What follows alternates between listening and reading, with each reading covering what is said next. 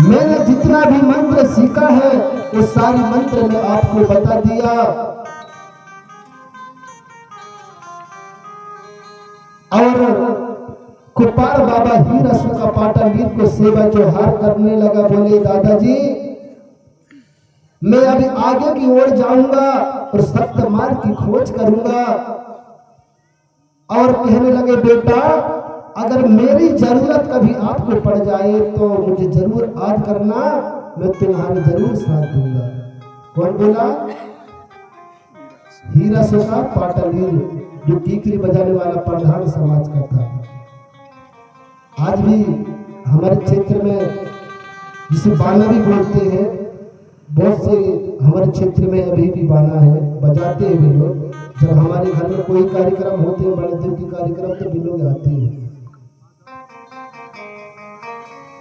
लीने बिदाई चाले है कुपारा, जहाँ खाना है कोई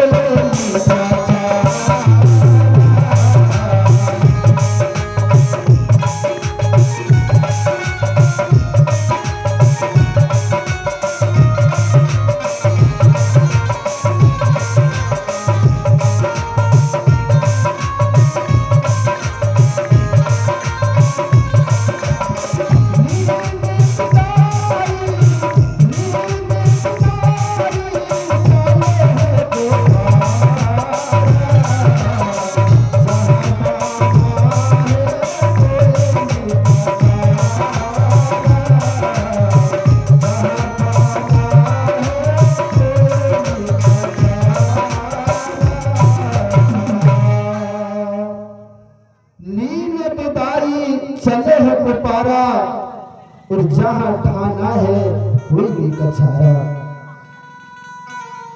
कुपार बाबा कोई भी कछार लड़की बियाबान जंगल में जाके तपस्या में बैठ जाता है एक सेमर मढ़ा के नीचे। और कुपार बाबा का जो मुख्य बैठने का स्थान कौन सा था? पूर्व की दिशा। आज भी हमारे समाज के लोग दिन मुक्ति को मानते हैं दादा। जब भी हम घर में पूजा पाठ करते हैं तो पूर्व दिशा होकर के पूजा पाठ करते हैं, और हिंदू धर्म के लोग दिन मुक्ति को मानते हैं। तो कुपार बाबा एक बियाबान जंगल में तपस्या करने के लिए नीलकोटा पर्वत की पहाड़ में बैठ जाता है। तो हमारे कुपार बाबा कहाँ बैठे हैं? तपस्या में। सभी लोग ध्यान देना, जब पुनः आगे काली कंकालनी की जन्म होगी, फिर रात और जंगो दाई और काली कंकालनी दाई कुपार बाबा को जलाने को जाएगी। वहीं पर फिर पुनः मिलेंगे तो आगे की ओर चलेगा था की ओर। अरे सुनो सगा चल तुम्हें तुम्हारी गाथ रहे हैं हम बतलाए, ध्यान लगा के समझा।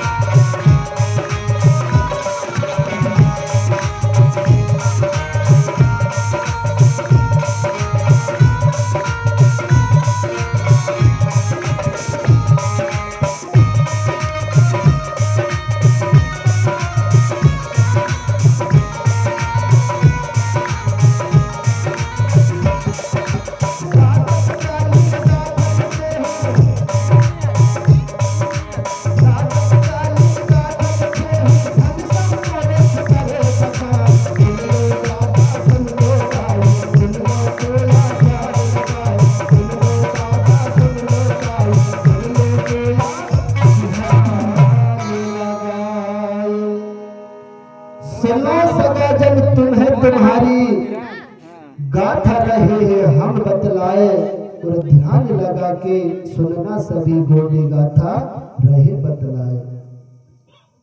दादा कंगाली जी ने गाथा लिखे हैं घनश्याम कोरेती करे बखाल, सुन लो दादा सुन लो दाई सुन लो कोया ध्यान लगाए। मेरे भाई, मातृशक्ति पितृशक्ति कंगाली जी कितने लोग जानते हैं? हाथ ऊंचा करेंगे। कंगाली जी, बाकी लोग यहाँ भी कुछ जीरो, आप सब 3 लोग हैं। अच्छा, राम भगवान के पिताजी कितने लोग जानते हैं? सभी को पता होगा यहाँ पर, सभी को। राजा दशरथ की कितनी पत्नी थी, उनके कितने बच्चे थे, सही पता होगा। लेकिन ये आपकी इतिहास पता नहीं। बड़ी गर्व की बात है, बड़ी दुख की बात है।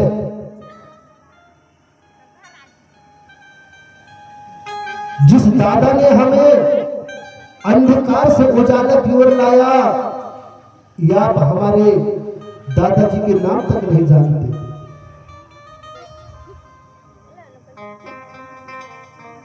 या आप जब भी कार्यक्रम होती है तो दूसरे के हिंदू धर्म के देवी देवता की बखान करते हैं। चाहे कोई भी कार्यक्रम होती, दूसरे के देवी देवता की गुणगान करते, आप उनकी पता है। जब तुम्हारे घर में बेटी या बेटा का शादी हो, लड़का का जन्म हो, लड़की का जन्म हो, तो वहां पर हमारे इतिहास के गीत होना चाहिए। यही तो हुआ है आज। या आप दूसरे के वेद पुराणों की गीत गाती हो, उनकी बखान करती, आप जानती हो, तुम्हारे इतिहास की बिल्कुल पता नहीं है। तो ये सारी चीज हम बताने के लिए सिवनी जिला से चल के आए। सभी लोग बड़े ध्यान से सुनेंगे। अगर जो बात समझ में नहीं आए तो हम जहां पर रहते वहां पर अभी आ सकते हैं। हम बारी बारी से जितना हमने अध्ययन किया है दादा कंगाली जी की गाथा को, उतना हम बताने के प्रयास करेंगे। तो सभी लोग एक दूसरे से बात नहीं करना, बड़े ध्यान से सुनना। हमारे लोग पहले अनपढ़ थे, जिसने जैसा कहा उस बात को मान गए। लेकिन आज थोड़े थोड़े हमारे जो बच्चियां हैं, बेटा है, पढ़ने लगे, जानने लगे। अगर आपको पढ़ते नहीं आता, तुम्हारे घर में बेटा बेटी होंगे, उनसे कोई अपने को पढ़वाना, बोले बेटा इसको पढ़ के बता क्या है, पूरा जानकारी मिलेगा तुम्हें। तो पुनः हम ले चलेंगे गाथा की ओर। एक बार दादा कंगाली जी और दादा मरकाम जी के लिए जोरदार ताली बजा के सम्मान करेंगे।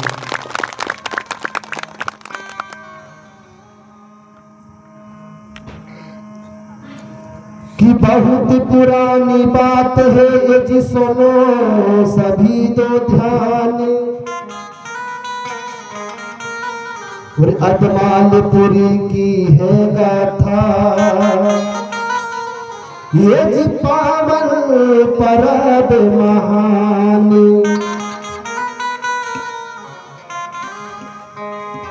तो हमारी उत्पत्ति कहां से हुई है? अमरकोट से। सल्ला घाघरा से गोंडियन बेल विस्तार हुआ। उसके बाद आदि रावण कुसुमापेरी से गणधापति गण सेविका हुए, और गणधापति गण सेविका से अधराहुड़ राजा का जन्म हुआ। हम कोई दूसरे नहीं, हम एक ही खून के संतान हैं। आज पूरे देश में कहीं चले जाना, हमारी पहचान अलग मिलेगी। हमारे लोग कभी भीख नहीं मांगेंगे, कभी दूसरे से झूठ नहीं बोलेंगे, दूसरे के दिल नहीं दुखाएंगे। ये hamaरी पहचान है। तो यदमानपुरी के रहने वाले राजा कौन थे? अधराहुड़ राजा। अदमानपुरी में राजा अदराहुल राज करते थे। वहां पर भी वही काम, फिर चंदा सूरज की पूजा करना, ताल तलैया की पूजा करना, पेड़ पौधा की पूजा करना। वहां पर भी कोई मूर्ति के पुजारी नहीं, निरंकार के पुजारी थे। मेरे सगाजन, अदराहुल राजा और सोना रानी का संबंध बन जाता है। राजा अदराहुल, रानी सोना परम शक्ति आदि शक्ति बड़ादेव की गुणगान करते थे और अपने जीवन व्यतीत करते थे। अब जो कोई भी जब कोई पर्व आता था, राजा और प्रजा एक साथ मिलकर मनाते थे। तो कैसे गाते थे वे, कम शब्दों में कहना चाहूंगा। सेवा सेवा चौहारू रे, सेवा सेवा चौहारू रे, बना के देवी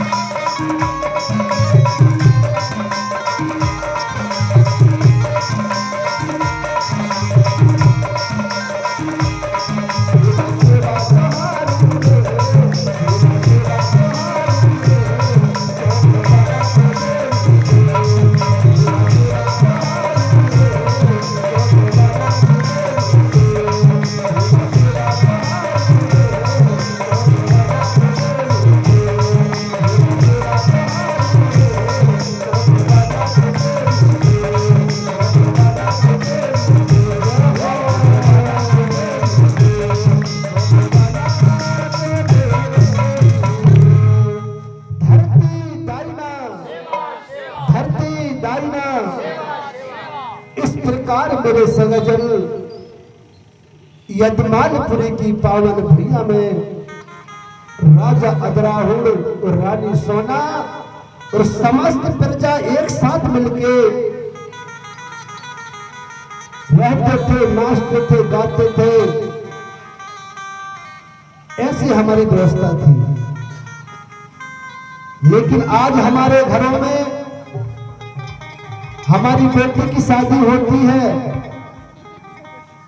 तो गीत कहां के चलते हैं? अयोध्या के चलते हैं। हमारी बेटी की लक्ष्मी नाम है, दुर्गावती नाम है और कमलावती नाम है। और गीत का क्या गाते हैं? सीता सुकुमारी की चढ़ाते चढ़ाई हरे मंडप के नीचे। अगर गीत गाना है तो अपनी बेटी के नाम से गीत बनाइए, अपने बेटा के नाम से गीत गाना है, हमारी धरती माता के नाम से गाना है। हमारे राजा महाराजा शंकर साय, रघुनाथ साय, रानी दुर्गावती, रानी कमलावती, ऐसे हमारे महापुरुष रहे, उनके नाम से गीत बनाना है। तो कितनी मात्र शक्ति मेरी बात पर सहमत है? एक बार ताली बजा के संकेत करेंगे अगर सहमत है। मैं अब आपको बता रहा हूं आज की मात्र शक्ति कैसे गाती है और हमारे पहले के कैसे गाते थे। आप पहले बताऊंगा आज की गाने वाली की जो आज गाती हैं, फिर मैं बताऊंगा पहले हमारे पुरखा कैसे गाते थे। अरे सीता सुकुमारी की चढ़ाते चढ़ाई हरे मंडप के नीचे।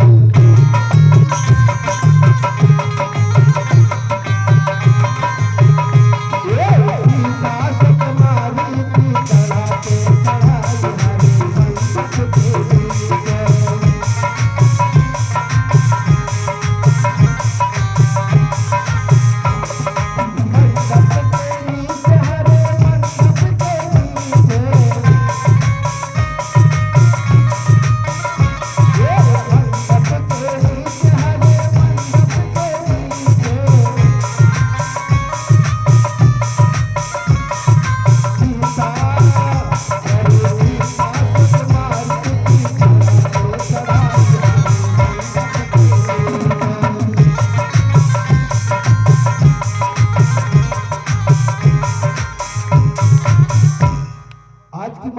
शक्ति ऐसे गाती है, जब तुम्हारे घर में बेटी की शादी हो या बेटा का शादी हो तो हमारी मातृशक्ति का ज्ञाती थी पहले चढ़ रहा हो तेल फुलेल बन्ना मेरो पीर पड़ गौरी।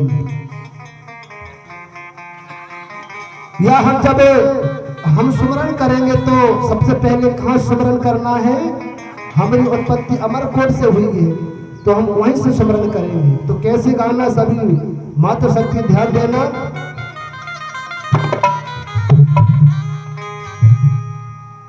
यमारे कोट की माई नारदा, हमारे कोट की माई नारदा, गहराई दूदान दा।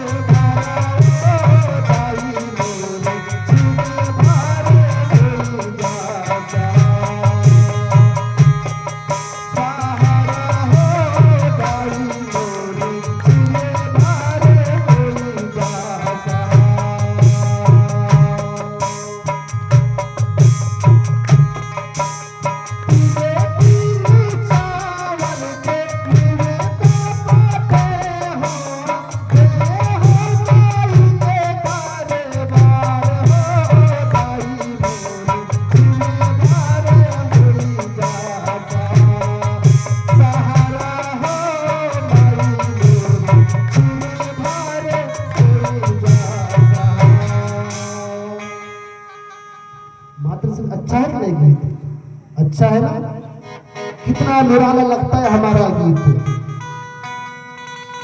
जब तुम्हारे घर में बेटे बेटी की शादी होगी, ये गीत गाना। जब तुम गाओगे, माई नर्मदा की सुमरन होगी, धरती दाई की सुमरन होगी।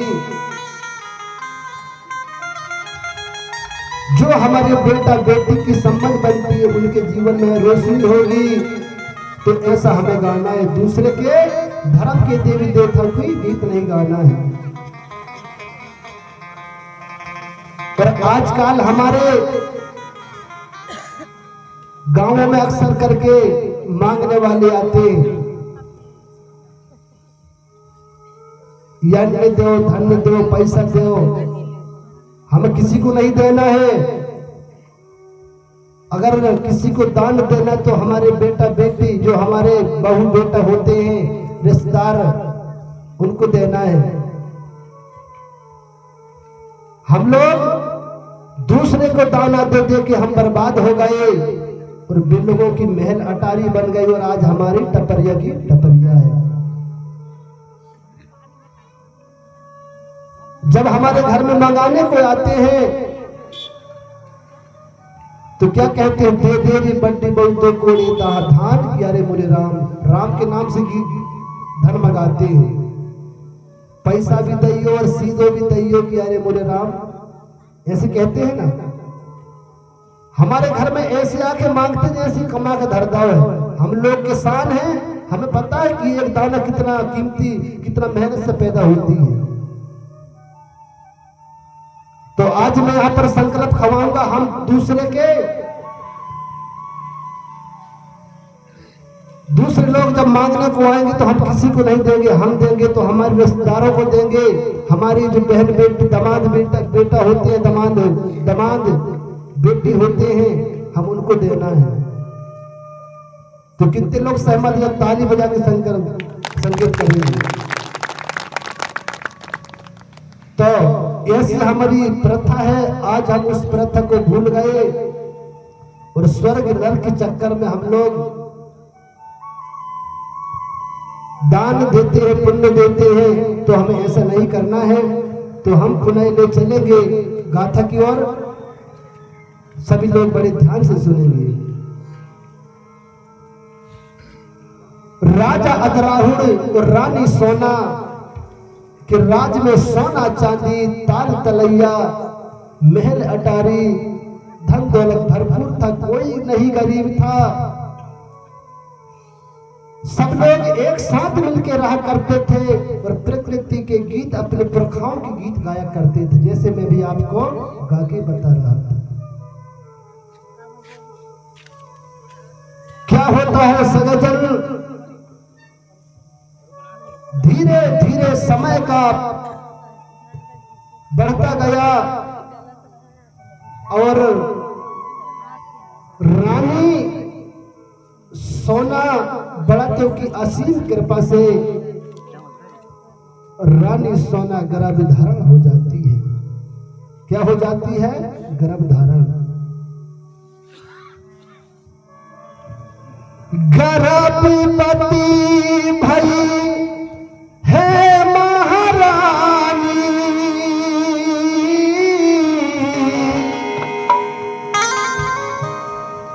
खुशी भये दोनों नर नारी, बाला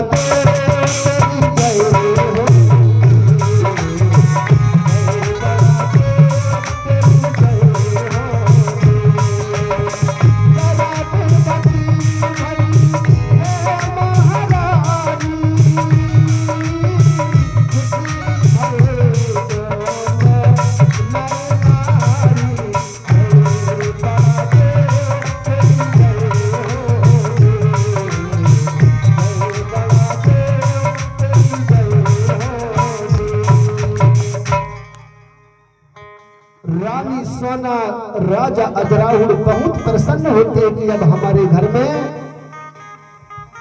बेटा या बेटी का जन्म होने वाला है।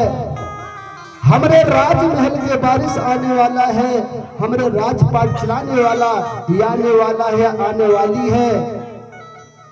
तो ऐसे राजा अदराहुल रानी सोना बहुत प्रसन्न होते हैं दादा।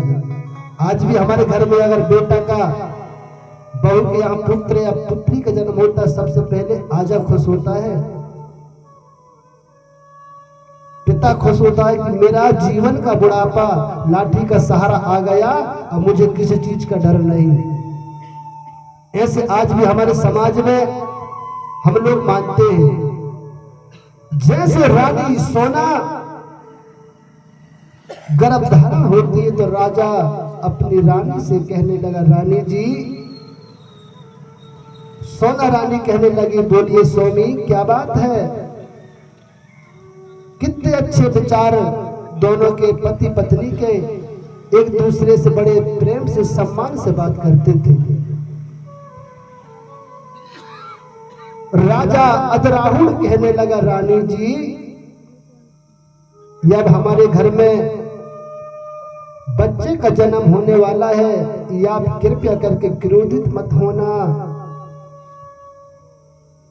गुस्सा मत होना। अगर आप क्रोधित होगी तो बच्चे पर प्रभाव पड़ेगा, बच्चा भी क्रोधित निकलेगा। या आप अगर अच्छे से हंसोगी, रहोगी, मुस्कुराओगी तो तुम्हारा बच्चा भी मुस्कुराता रहेगा। और अगर कोई चीज तुम्हें खाने की इच्छा हो तो मुझे तुरंत आदेश करना, मैं तुम्हारी हर ख्वाहिश को पूरा करूंगा। कितने अच्छे विचार। और जिस कमरा में रानी रहती थी उस कमरा में राजा पुलसियु हमरे महापुरुषों की फोटो, हमरे पूर्वजों की फोटो, राजा शंकर साय, रघुनाथ साय, राजा दलपत साय, रानी दुर्गावती, कमलावती, राजा वीरनारायण सोना खान, ऐसे तमाम डॉक्टर भीमराव बाबा साहब, ज्योतिबा फूले, सावित्रीबाई फूले, भगवान बिरसा मुंडा, ऐसे तमाम हमारे पुरुषों की फोटो उस रानी की कमरा में लगाया था। क्यों लगाया था? जब भी रानी जिधर को भी देखे तो देखेंगे कि हमारे महापुरुष ऐसे थे। हमारे राजा शंकर साहब मूछे वाले थे, रानी दुर्गावती हाथों में तलवार लेकर युद्ध कैसे करती थी, तो रानी देखती थी। राजा पुलसियु ने क्यों लगाया था कि हमारे घर में भी ऐसे महापुरुषों की जन्म होना चाहिए। इस प्रकार से मेरे भाई, जब कोई मातृ शक्ति गर्भ व्यवस्था में रहती तो उसे क्रोध मत होना चाहिए। उसे खान पीन में हमारे भैया लोगों से अर्जी विनती करना चाहूंगा, अपने परिवार पर ध्यान देना। अगर आप ध्यान नहीं दोगे खान पीन में हमारी मातृ शक्ति की, तो जो बच्चा जन्म होगा वो अपंग भी हो सकता है, दिमाग से कमजोर भी हो सकता है। कई कई मातृ शक्ति मिट्टी खाने लगती है, क्योंकि जो बालक पलता है पेट में उसे पूर्ति की जरूरत होती है। अगर कोई मातृ शक्ति को हरी हरी भाजी खाने की इच्छा हो, पपीता खाने की इच्छा हो, तो ये आप जरूर उन्हें पूरी करना। तो कितने भैया लोग अपनी पत्नी को हर ख्वाहिश को पूरा करते हैं? है कोई यहाँ पर करने वाले? हाथ ऊंचा करके बताएंगे। 1 2 3 4। बाकी क्यों नहीं करते भाई? ऐसा हमें सभी करना है।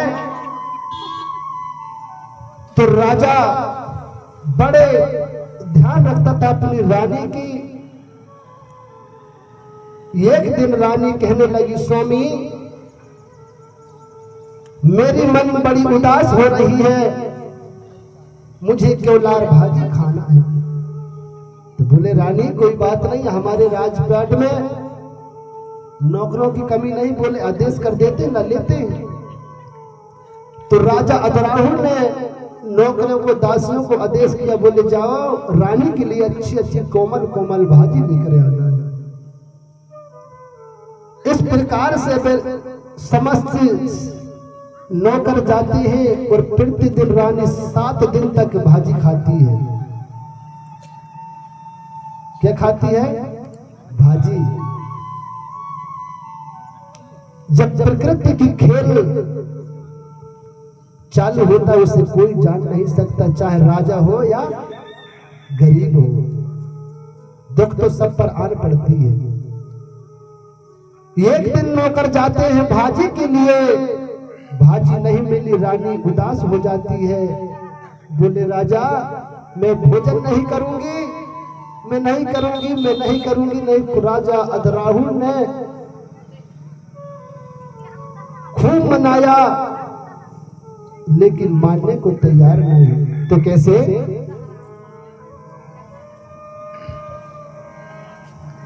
भूख के कारण नींद न आई, और बड़ी मुश्किल से रात बिताई।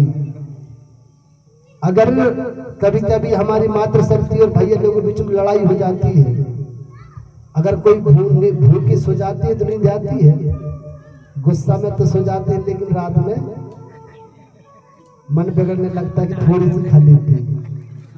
सही बात है मातृशक्ति। एक बार जोरदार ताली बजाएंगे सभी लोग। जिस प्रकार रानी रात भर भूख के कारण नींद नहीं आती है, सुबह राजा साहब से कहने लगे, राजा जी, स्वामी, मुझे भाजी ही खाना है और मैं भाजी खाए बिना मेरा जी नहीं मानेगा। राजा ने बहुत समझाने का प्रयास किया। बोले रानी, या पपीता खा लो या भजिया खा लो, जाम खा लो, लेकिन रानी मानने को तैयार नहीं मेरे सगाजन। और रानी खुद जाने के लिए केवलार भाजी के लिए तैयार होती है। बोले राजा, अगर आप नौकरों की हाथ नहीं ला रहे हो मेरे पति, तो मैं खुद जाऊंगी और भाजी लेकर आऊंगी और भाजी अब आते जाए बड़े।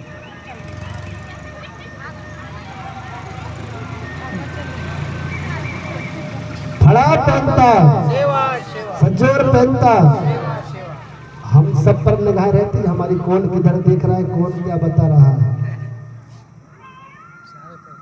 अगर बात करना है तो बात कर लेना। मात्र सभी क्षमा चाहूंगा सभी से। मैं ये आपका बेटा का समान हूँ, किसी का भाई हूँ। हम लोग बड़ी दूर से आए हैं और यहाँ पर जो मैं बैठा हूँ गुरु की पद में हूँ। अगर आप गुरु की बात नहीं मानोगे तो किसकी बात मानोगे? गुरु की कोई जाति नहीं होती, गुरु छोटा हो या बड़ा हो, गुरु तो गुरु होता है। जिस प्रकार स्कूल में टीचर रहता है वहां पर कोई भेदभाव नहीं होती, ये प्रधान का लड़का है, ये चमार का लड़का है, ये बलिया का लड़का है, ये गोंड का लड़का है, मैं इसको नहीं पढ़ाऊंगा। गुरु सबको पढ़ाता है, सबको बराबर रोशनी देता है। इस प्रकार हम लोग बड़ी दूर से आए हैं तो बड़े ध्यान से सुनेंगे। सिर्फ 2-3 घंटा की बात है। फड़ा पहनता, सजोर पहनता। अगर कोई किसी को नाचने की मन हो तो वो नाचने वाली बता दे, हम गाना ही गा देंगे भाई। है कोई नाचने वाली यहाँ पर? चलो कोई बात नहीं, बाद में होगी। पुनः लोग चलेंगे हम गाथा की ओर।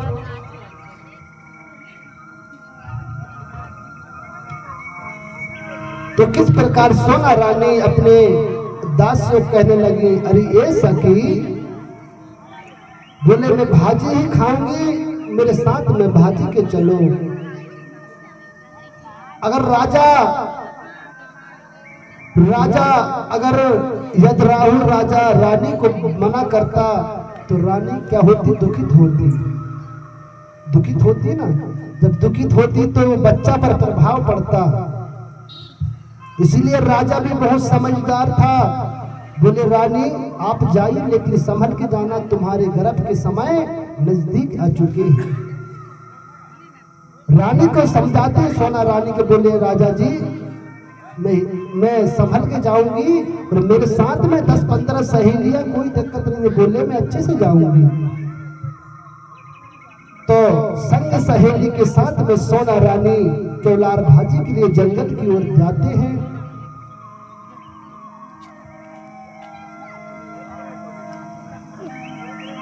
भाजी के लिए जैसे बियाबान जंगल में पहुंच जाते हैं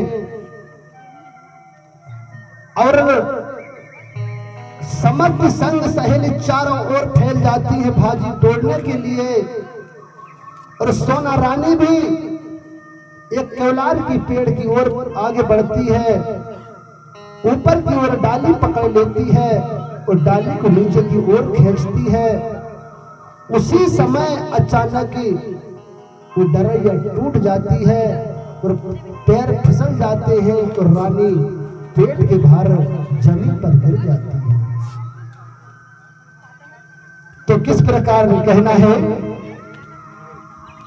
यार टूटी अचानक ताभी डरैया डरैया डरैया भैया,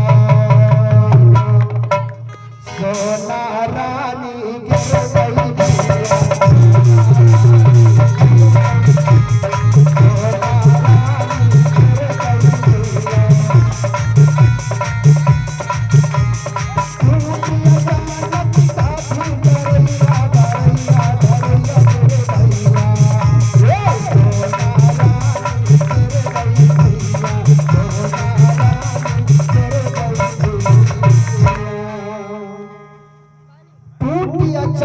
तभी डरैया और सोना रानी गिर गई भैया। जैसे ही सोना रानी के पैर फिसलती है, डरैया टूट जाती है, सोना रानी पेट के भार जमीन पर गिर जाती है। मेरे सगाजन, उसी समय सोना रानी को पेट में बड़ा झटका लगता है और सोना रानी बेहोश हो जाती है। जैसे डरैया टूटने की आवाज समस्त संग सहेली के कानों पर पड़ती है तो सभी समस्त संग सहेली दौड़ दौड़ के आती हैं। जैसे रानी को देखती है, रानी बेहोश थी और जो थोड़ी थोड़ी कोमल कोमल भाजी केवलार की टोड़ी थी, अब उस बियाबान में क्या किया जाए, उस कोमल कलियों की भाजी को बिस्तर की तरह बिछा देती है, उसमें सोना रानी को सुला देती है। उसी समय आकाश मार्ग से बिया धुआंधार तूफान चालू होती है, बारिश चालू होती है, बादल का गरजना चालू हो जाता है। समस्त संग सहेली घबरा जाती है कि हे बड़ा देव, ये क्या हो गया, रक्षा करो, हे परम शक्ति, हे आदि शक्ति बड़ा देव, रानी की रक्षा करो। इस प्रकार से मेरे सजन अंधेरी छा जाती है, बारिश चालू हो जाती है। उसी समय सब संग सहेली हाथ जोड़कर कहने लगी कि हे बड़ा देव तुम्हें करो रे सहाई, अरे ले रानी की जान बचाई। कि हे बड़ा देव तुम करो रे सहाई और लेव रानी की जान बचाई। संग सहेली घबरा जाती है और बड़ा देव से अर्ज विनती करने लगती है। उसी समय बादल की गर्जना से इतना जमकर उजाला हुई, उस गरज की धमक से रानी इतनी जम से आवाज लगाई और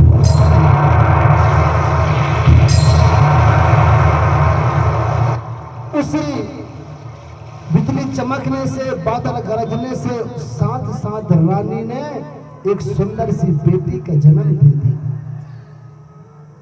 क्या दे दिया? बेटी का जन्म। तो ताली नहीं बजाएंगे? बेटी का जन्म हुआ।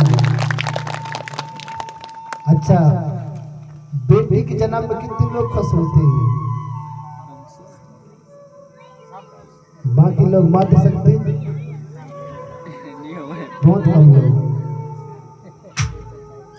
सब घर में बेटा ही होना चाहिए। अच्छा, बेटा वाले हाथ ऊंचा करेंगे वाले सबसे पहले। बेटा वाले दोनों चाहिए। एक बार पुनः फिर जोरदार ताली बजाएंगे।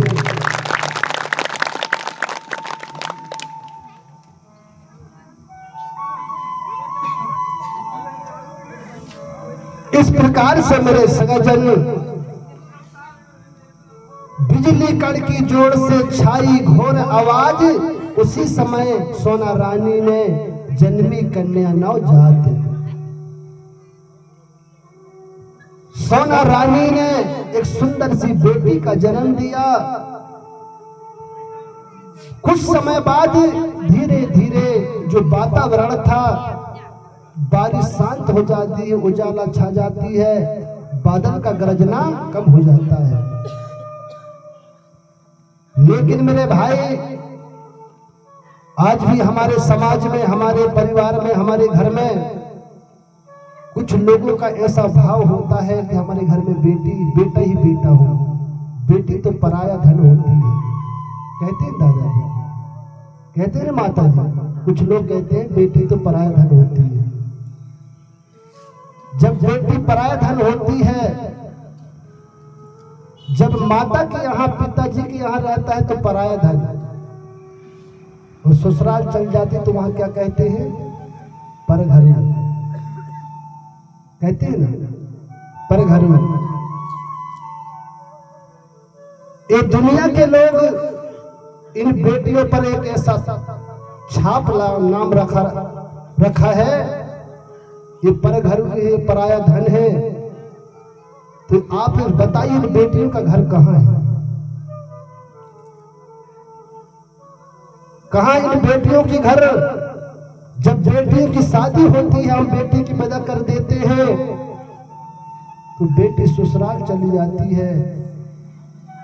वहां कितना ताना सुनती है, कितनी बात सुनती है, लेकिन अपने माता पिता को कभी नहीं बताती, क्योंकि बेटी दो कुल की लाज रखती है। बेटा एक कुल की लाज रखता है, बेटी दो कुल की लाज रखती है।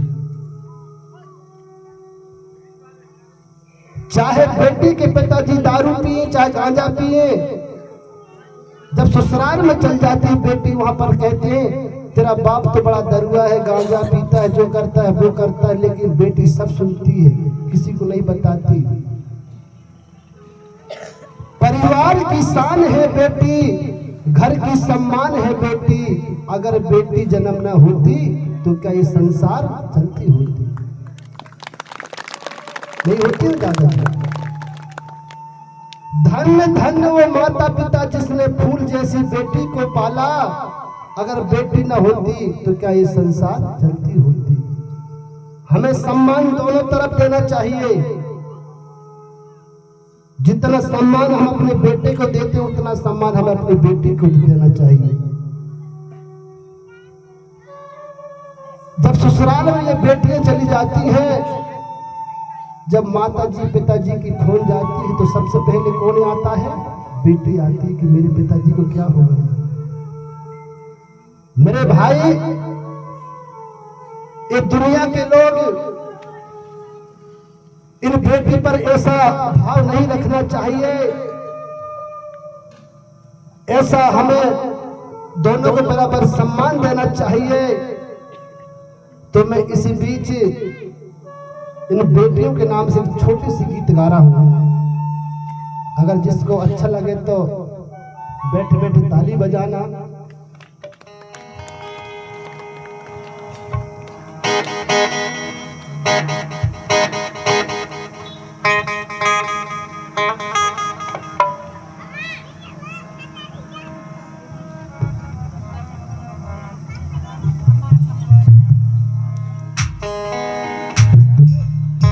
ये बेटी न होती तो कुछ भी न होता,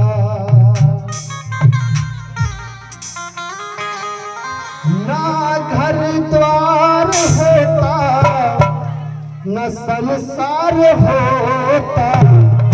ये बेटी न होती तो कुछ भी न होता।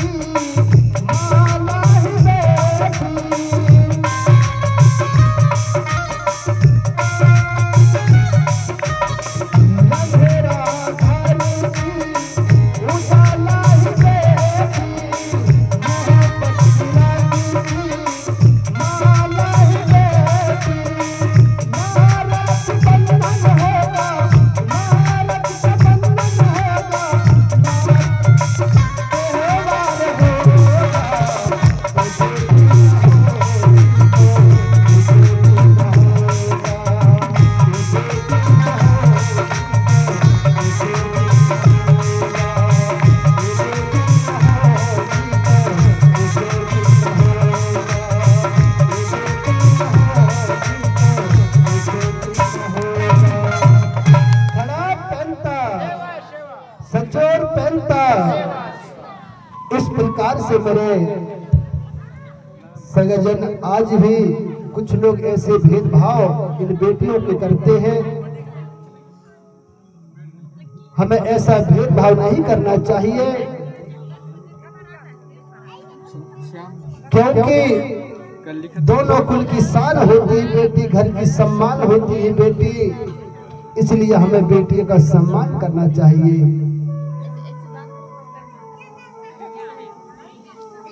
और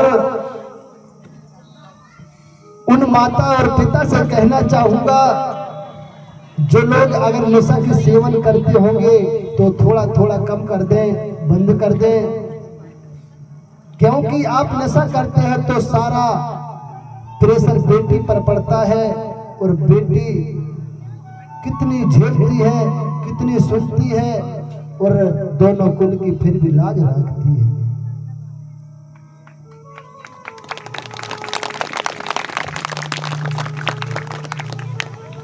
सम्मानीय त्रिमाल गलीराम दुर्गे जी,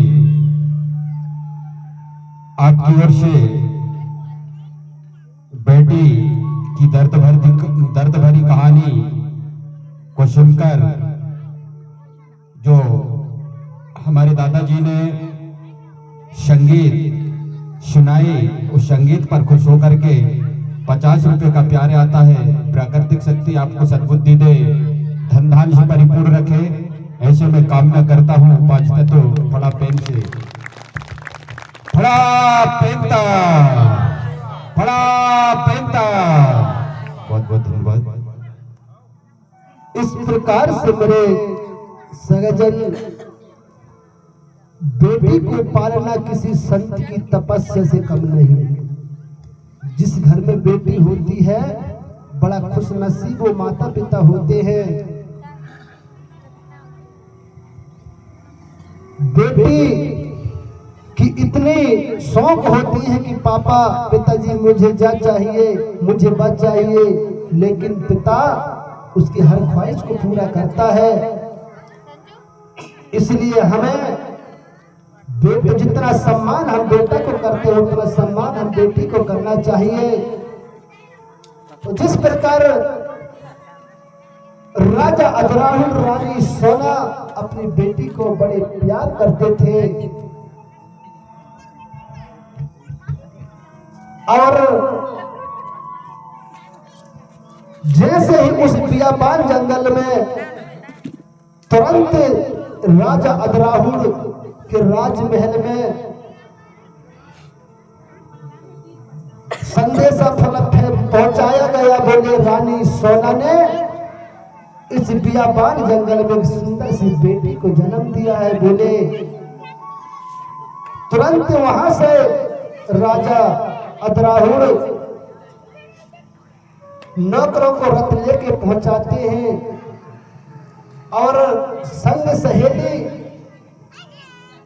उस रथ में रानी सोना को बैठा देते हैं, उस बेटी को बैठा देते हैं, और संग सहेली कहने लगी रानी की जय हो, परम शक्ति बड़ा देव की जय हो, नारा लगाते हुए उस अदमानपुरी की ओर बढ़ते हैं। तो कैसे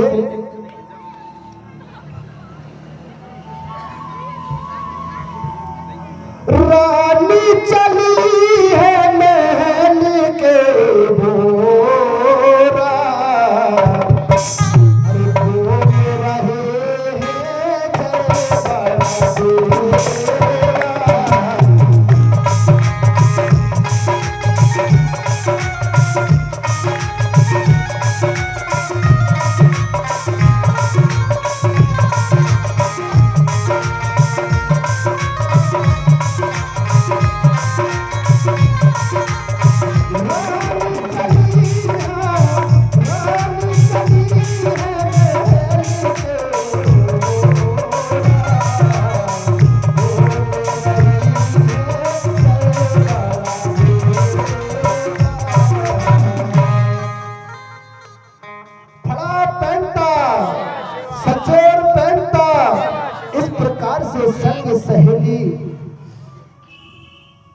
रानी सहित जय जयकार करने लगी।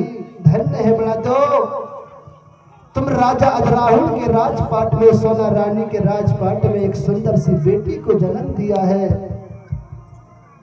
और उस बेटी को राजमहल में ले जाया गया। कहां ले जाया गया? अदमानपुरी में।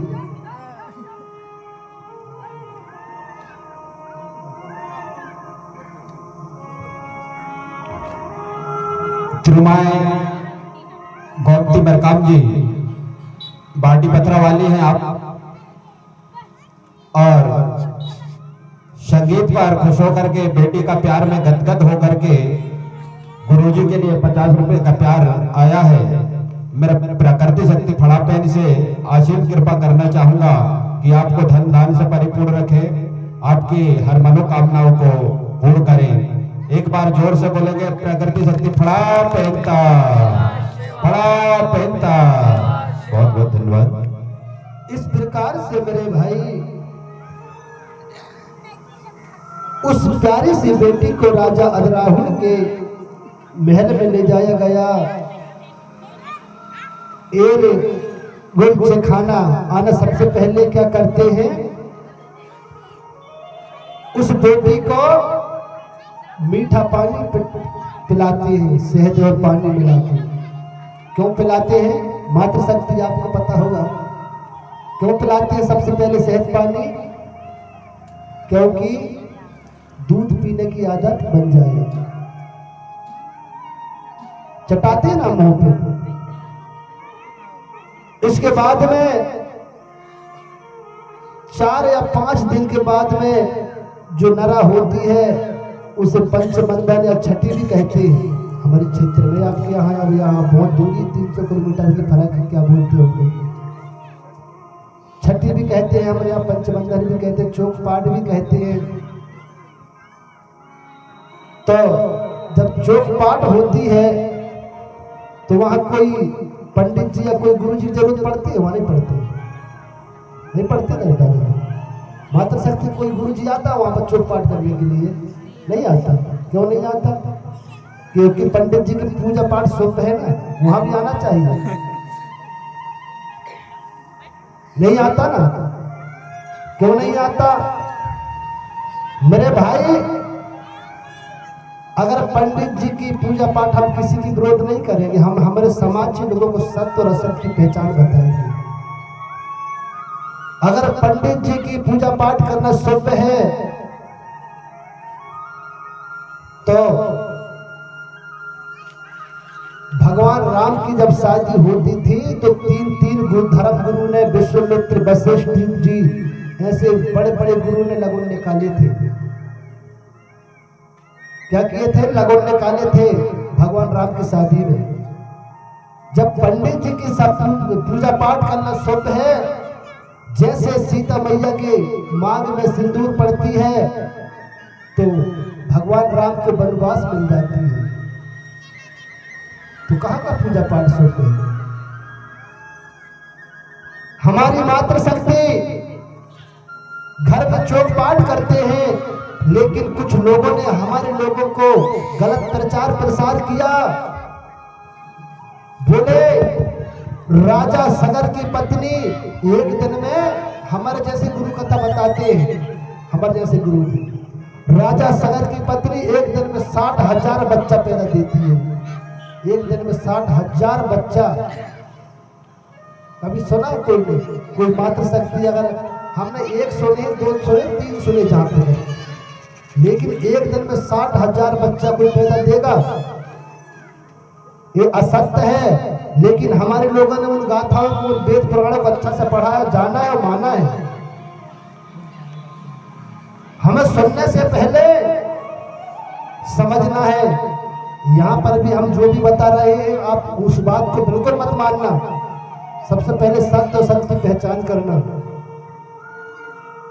हमारे लोग अनपढ़ थे, किसी ने कहा आप तुम्हारा बेड़ा पार होगा, पत्थर में जल चढ़ाओ, तो हमारे लोग पत्थर में जल चढ़ाने लगे।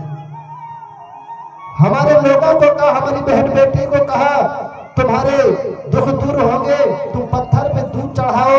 हमारी बहन बेटी पत्थर में दूध चढ़ाने लगी। मेरे भाई, हमें दूध कहाँ चढ़ाना है, वो जल कहाँ चढ़ाना है, वो चीज को हम सत्य और असत्य को खोज करना है, पहचानना है। अगर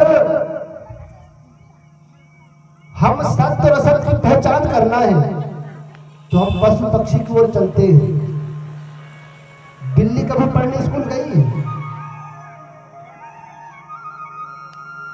बिल्ली जानते हैं बिल्ली को, कभी पढ़ने स्कूल गई है? लेकिन वो सत्य और असत्य को जानती है।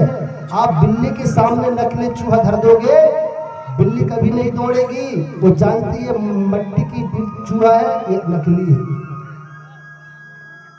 कुत्ता कभी स्कूल पढ़ने गया है? नहीं गया ना। कुत्ता भी जानता है। आप कुत्ता के सामने नकली खरगोश धर दोगे बना के, कुत्ता भी नहीं दौड़ेगा, ये नकली है। लेकिन हमारे समाज के लोग मंदिर मस्जिद में जाके गड़गड़ाते हैं, मैया मेघ जा दैयो, मैया मेघ बदैयो। वहां क्या मिलेगा? क्या मिलेगा? कुछ नहीं मिलेगा। वहां पर जो भी मिलेगा तुम्हें तुम्हारे दाऊ दाई के पास मिलेगा, तुम्हारे परिवार के पास मिलेगा। जल चढ़ाना है, हमें कहाँ चढ़ाना चाहिए? दूध चढ़ाना है, हमें कहाँ चढ़ाना चाहिए? अगर हमें दूध चढ़ाना है तो हमारे जो घर में हमारे सियाने बुजुर्ग हैं, हमारे माता पिता, उनको पिलाइए, उनके चरण धोकर पिए।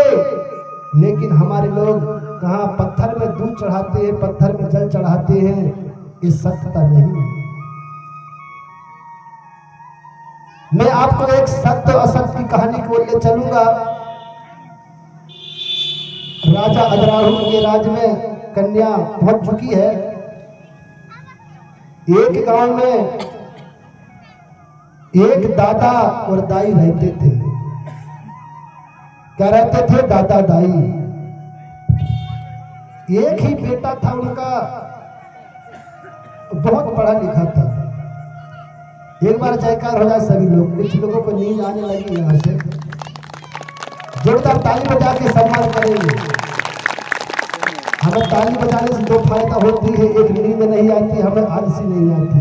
अगर बाजू का ताली बजाएगा तो बाजू वाला जग जाता है, इसलिए बीच बीच में हम ताली बजाना चाहिए। फड़ा पहनता मातृ शक्ति ना, पितृ शक्ति ना। तो एक गांव में मेरे सगेजन एक दादा और एक दाई रहते थे। उनका एक ही लड़का अच्छा पढ़ा लिखा था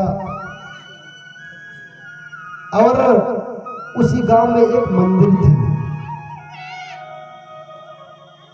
वो दाई उस मंदिर में जाके रोज कहती थी कि माता जी,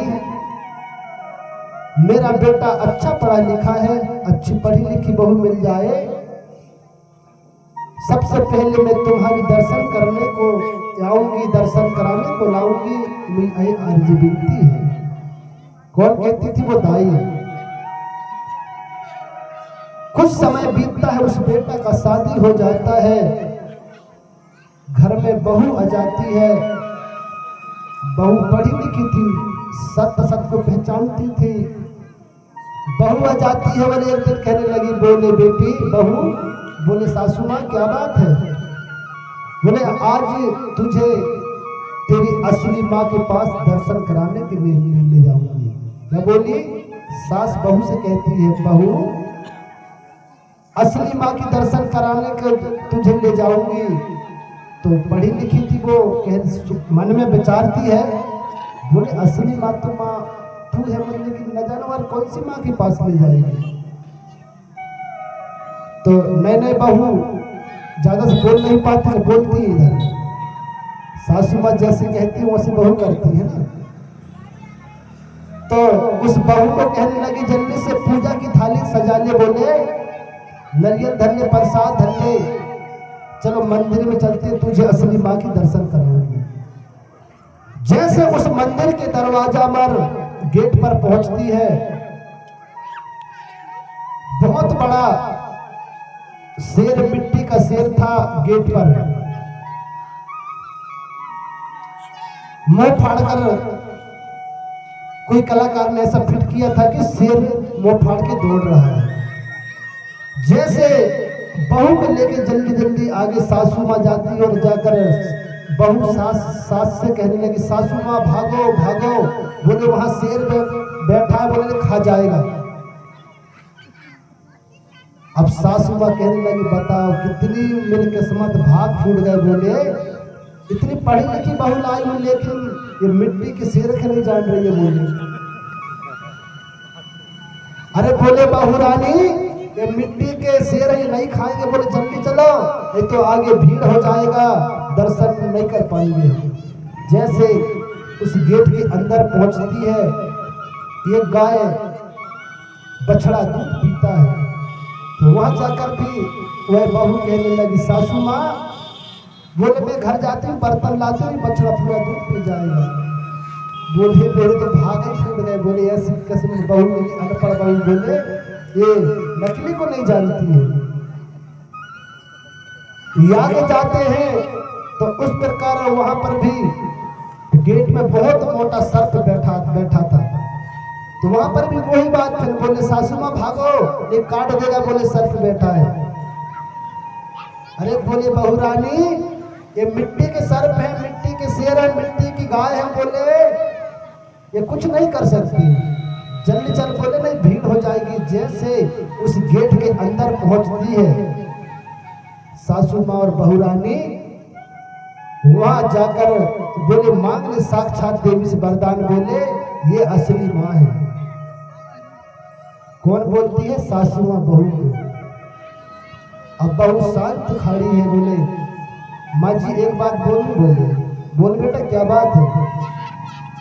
बोले जब मिट्टी की गाय दूध दे नहीं सकती, वो मिट्टी के पत्थर खा नहीं सकते, शेर खा नहीं सकते, मिट्टी का सर्प काट नहीं सकते। बोले देवी तो मिट्टी की देवी है, क्या देगी मुझे? बोले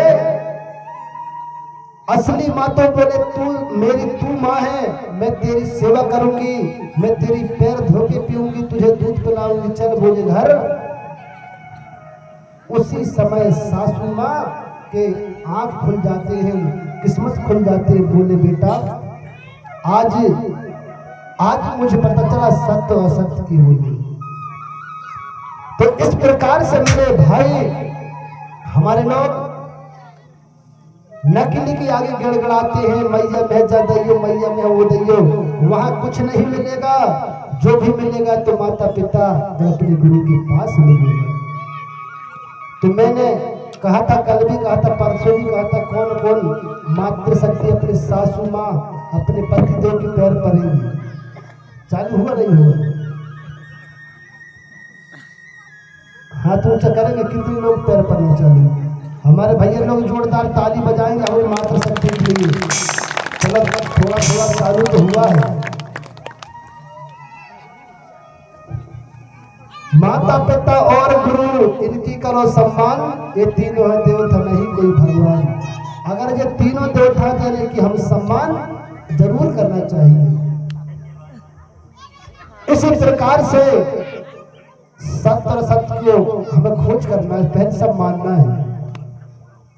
तो कितने लोगों को मेरी बात समझ में आई? मातृशक्ति बहुत कम। चलो कोई बात नहीं, आज नहीं तो कल होगा, हर समस्या का हल होगा। होगी जब कृपा बड़ा देव की, तो पत्थर में भी जल होगा। तो समय हम इस गाथा की ओर चलेंगे, सभी ध्यान से सुनेंगे। उस बेटी को मीठा पानी पिलाते हैं, यही था ना हमारा गाथा, यही था है?